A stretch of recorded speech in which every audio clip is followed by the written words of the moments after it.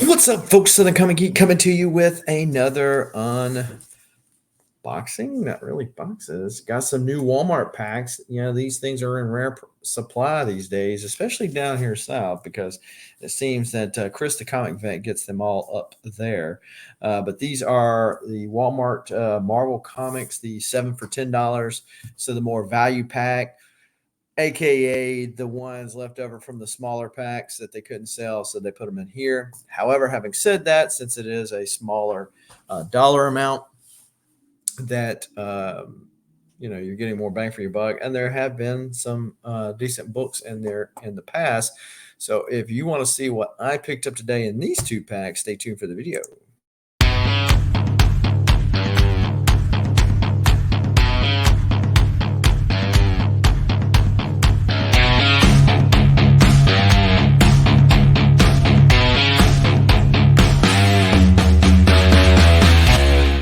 Before I get into all of this comic book madness, go ahead and smash that like button, hit the subscribe button, as well as the bell notification. So when videos like this one drop ever so randomly, you are one of the first people to know and can make the conscious decision as to whether or not to watch it now or later. As long as you watch it, we appreciate you.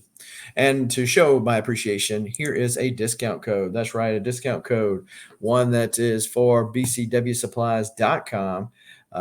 You can use that coupon code SCG to save yourself 10% on your order for your supplies of protection for comics, cards, etc., etc. Visit bcwsupplies.com and use the coupon code SCG. Save yourself 10% on your order. If you're like me and you like some good coffee to go with your comics, you can go to comicsoncoffee.com and use the coupon code SCG to save yourself 15% on your order of some comic branded coffee. They got DC, they got some Scout Comics and some other stuff. Lord of the Rings, I know is one of them. And so, yeah, go check it out. Some good stuff. So I decided I was in Walmart for not comic hunting, but I was in Walmart and I noticed that there was some comic packs over there. So I picked up a couple of them. And, at 7 for 10, you're talking about a little over $1 a comic. So it's hard to go too terribly wrong with these. But like I said, these are really the leftover comic packs that they didn't sell from previous iterations. And I really can't remember the last time I've seen any comic packs. The standard 3 books for $10 comic packs that used to pick up an awful lot of. I joke and say that Chris, the comic vet, got them all. But I think the DC ones, they must have not sold enough for DC to worry about fooling with it anymore. On the Marvel ones, they do seem to be in short supply. So I don't know if they're doing a better job of figuring out how many of comics issue they need to print, therefore not having this excess sales. Because I imagine that the margins are much smaller on this because so many different people have to get a piece of the pie, so to speak. All right, let's see what we got here. We got Thanos Death Notes, the Ron Lim cover. This is the Walmart exclusive. I've got one of those. We got Savage Spider-Man #5. And I think this is Savage Spider-Man was one of those ones that they had so many of because not a lot of people were ordering it, and so it gets put in these packs a lot. We got Moon Knight #14, the second printing. This iteration of Moon Knight, I jumped off, I think, after the first or second story arc. I didn't stay. I mean, it was all right, but it fell victim of just being all right and not being a run that, by and large, historically I've collected and nothing like that. So we got Guardians of the Galaxy #1, Cosmic Rewind. Never seen that one before. I wonder if that is a Walmart variant.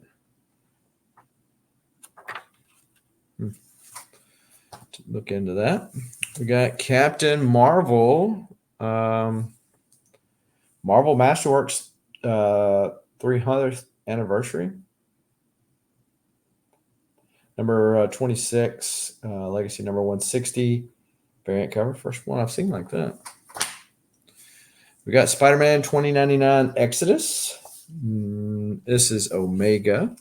So I've read this. This is a different cover than what I had previously. This is a Ron Lim cover. And then we got Edge of Spider-Verse #1 with a little Spider-Man variant action there. So I might check that Guardians of the Galaxy. Other than that, Thanos was interesting, but I already got one copy of that. So no real winners / bangers out of that those packs. Let's see what we might can get out of here. Not looking too promising thus far, but don't know. And let me know in the comments below, are y'all buying less mystery boxes nowadays? I see less mystery boxes. A lot of times, channels, my own even, used to pick up an awful lot of mystery boxes. Everybody was doing them. But I would imagine as comics overall have gone up, values have gone down, and money got tight, that mystery boxes are the first thing that goes. You know, hey, this is... Unless there's like some huge chase that you got a decent chance at winning. I imagine they still do those. It seems like the new thing on YouTube comic auctions anyway are the waffles that they do on there. So there is that. Okay. All right. We got Shang-Chi and the Ten Rings #1. Got 1 billion copies of this. I think you would have thought that was like maybe it is a Walmart pack exclusive because you got a bajillion of them things out of there. All right, we got Hulk versus Thor, Banner of War Alpha. This is, I don't know who done that cover, but yep, that was when Donny Cates was writing both titles. All right, we got Captain America #0. Looks like a Spider Cat, something like that. Yeah, I haven't been reading Captain America. It's got some cool looking interiors, but haven't heard really great things about it. So we got Star Wars: The High Republic, Trail of Shadows. I read this. This is #2. This is the Walmart variant of this one because the barcode's on the back. It's on the front, I think, on the regular copy. It was all right. More of a detective type deal based in the High Republic era. Wasn't all that exciting. We got Darkhawk #1, second printing. I was going to say I've never seen this one. I never found out why. Just because they felt like there needed to be representation, maybe that Chris Powell all of a sudden is no longer Darkhawk. That you got this other guy, and he's got, is it MS? He's got something.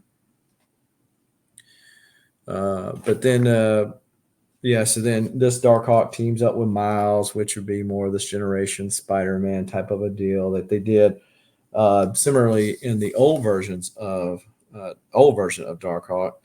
And it was like a mini series. There was a lot of nice homages. I mean, it was an okay story. The art in it was okay. I just really didn't see the writer's Kyle Higgins. But I mean, it's all right. I mean, I don't think that's a cover that I would just hold on to. It doesn't really just jump out at me. And then we got Alien #8. Alien #8. Never was too big into the Alien franchise. Otherwise, with Philip Kennedy Johnson on the writing credits and Salvador LaRocca on the interiors, I probably would have been all over this. Hadn't really heard that much buzz about it, but what I did was positive. But never was big into that franchise to really care one way or another. And then lastly, we got X-Men Red #1. This is the Russell Dodman Storm Magneto cover. So yeah, really not an awful lot to speak of. It'd be nice if there was something in here I wouldn't mind and maybe there is. I just hadn't thought about it yet. That I wouldn't mind letting the little ones look at. That way I can give them a few comics to burn because they're going to trash them. But yeah, so let me know in the comments down below. Am I missing something? Which is all in all possible. I've done it plenty of times in opening these packs over the years that somebody goes, dude, you just don't even realize what you had there. So all in all possible. Let me know in the comments what you think. Are you picking up the Walmart packs? Are they kind of in scarce supply nowadays in your area as they are in mine?